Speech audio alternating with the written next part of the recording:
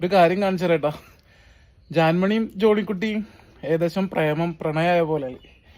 ഞാൻ അവൻ്റെ മുറിവിൽ മരുന്ന് വെക്കുന്നേക്കാൾ കൂടുതൽ അവള് അവൻ്റെ മുറിവ് നക്കി ഉണക്കുന്നുണ്ട്.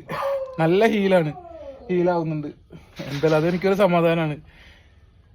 ഇപ്പോൾ നമ്മളെ മനസ്സിന് എത്ര ഭാരമുണ്ടെങ്കിലും എന്തൊക്കെ വിഷമങ്ങളുണ്ടെങ്കിലും ഇവരോടൊപ്പം നിന്നിട്ട് ഇവരെ പരിചരിക്കുമ്പോഴും ഇതൊക്കെ ക്ലീൻ ചെയ്ത് വൃത്തിയാക്കി സന്തോഷത്തോടെ കുറേ സമയം ചെലവഴിക്കുമ്പോൾ നമ്മളെ മനസ്സിന് വരുന്ന നമ്മളെ മനസ്സിലെ വേദനകളും വിഷമങ്ങളും ഉത്കണ്ഠകളും എന്ത് ഇഷ്യൂസുകളും അതൊക്കെ കുറച്ചു നേരം മാറി നിൽക്കും. അതൊക്കെ കുറേയൊക്കെ മാറി കിട്ടും. അപ്പൊ നമുക്ക് എല്ലാം മറന്നിട്ട് നിൽക്കുന്ന ഒരു സമയമാണ് ഇവരോടൊപ്പമുള്ള ആ ഒരു സമയം. മിണ്ടാപ്രാണികളോടൊപ്പം നിൽക്കുക എന്ന് പറയുമ്പോൾ പ്രകൃതിയോടൊപ്പം നിൽക്കുന്ന തുല്യാണ്.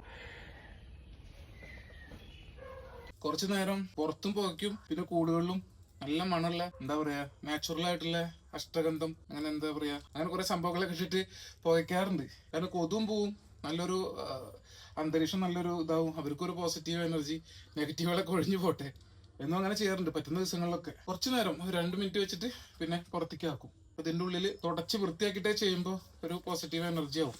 അതിൽ അവരുടെ അസുഖങ്ങളൊക്കെ വേഗം മാറട്ടെ, മാനസികമായിട്ടും ശാരീരികമായിട്ടും ഒക്കെ.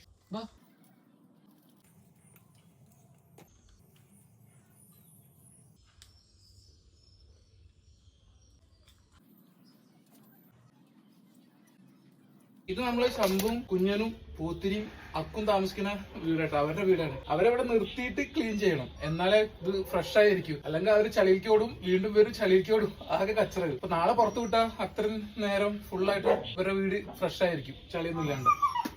അപ്പൊ ഇതും കൂടി കഴിഞ്ഞാൽ കൂട് ക്ലീനിങ് കഴിഞ്ഞു. അപ്പൊ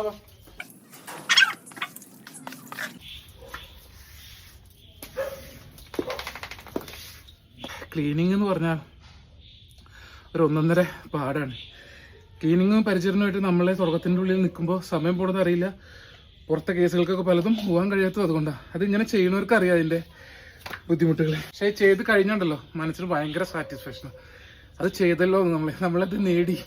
എല്ലാവരും ഹാപ്പി ആയിരിക്കും, എല്ലാവരും സമാധാനമായിരിക്കും. വീണ്ടും കാണാട്ടാ.